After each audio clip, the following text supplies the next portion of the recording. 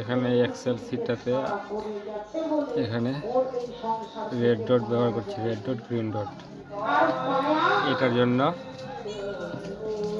আমাকে হোম ট্যাবে এসে এই কন্ডিশন ফরম্যাটিংয়ে আসতে হবে। এটাতে এসে গিয়ে প্রথমে যেটা সেলে কাজ করতে হবে ওটা সেলে এসে কন্ডিশন ফরম্যাটিংয়ে এসে ম্যানেজ রুল। তো এটা রুল আমার তৈরি করা আছে, না থাকতে গেলে পরে নিউ রুল করে করা যেতে পারে। তো এটা আমার এডিট রুল করলাম, এখন এডিট রুল করতে হবে, ম্যানেজ রুল এডিট রুল, এই জায়গাটাতে এডিট রুল করলাম।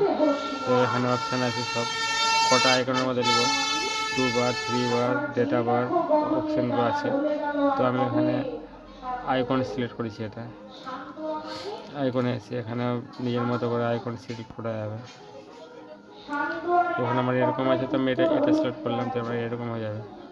আর এখানে রিভার্স করা যাবে, যেমনি আমি এখানে লিখেছি যে আমার এখানে পার্সেন্টেজ দিতে গেলে নাম্বার দিয়ে করা যাবে। তো আমি পার্সেন্টেজ আমার তো করে আমার নাম্বারের দরকার আছে, তো আমি এখানে নাম্বার 1 করলাম।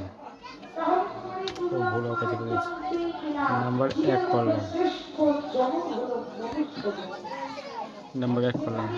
তার মানে হচ্ছে আমার এখানে 1-এর উপর 1 হোক, আর মানে 0 থেকে উপরে হতে গেলে যেমনি এখানে 0.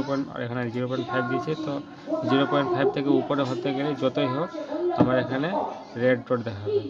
তো এবার যদি রেড ডটের জায়গায় যদি আমি গ্রিন ডট করতে চাই, তাহলে আমাকে এখানে রিভার্স ক্লিক করতে হবে, তাহলে আমার পাল্টে যাবে এখানে কালার। তো ওই জন্য আমি এটা রেড নিয়েছি, যেহেতু আমি ডিউ আর পেমেন্টের জন্য করছি। তো আমার ডিউ থাকতে গেলে যেন রেড দেখা যায়, ওই জন্য আমি এখানে রেড করেছি। তো আমার নাম্বার বেশি হতে গেলে আমার রেড দেখাবে, যেমন 1 2 3 20 50 যত দেখাবে আমার এখানে রেড দেখাবে। যত ভ্যালু বাড়বে এখানে তত আমার ডিউ হবে, ওটা ডিউ ঘরে যাবে। তো ডিউ হতে গেলে আমার রেড যেন দেখায়, ওই জন্য আমি এটা করেছি। আর কম হতে গেলে আমার গ্রিন দেখাবে, মানে আমার ডিউ পেড হতে গেলে আমার গ্রিন দেখাবে, ওই জন্য এটা গ্রিন লাস্ট রেখেছি। তো আমি ওকে চেপে দেবো, এখানে ওকে চেপে দেবো, তাহলে আমার এখানে দেখাচ্ছি রেড। যদি এখানে আমার ডিউ হয়ে যায়, যদি 0 হয়ে যায়, তাহলে আমার এখানে গ্রিন দেখাবে। তো আমি এখানে কন্ট্রোল জেড করে ঠিক করে দেবো। এটাই আমার আজকে হোম ট্যাবের কন্ডিশন ফরম্যাটিংয়ের অপশানটা এখানে কাজ করেছি।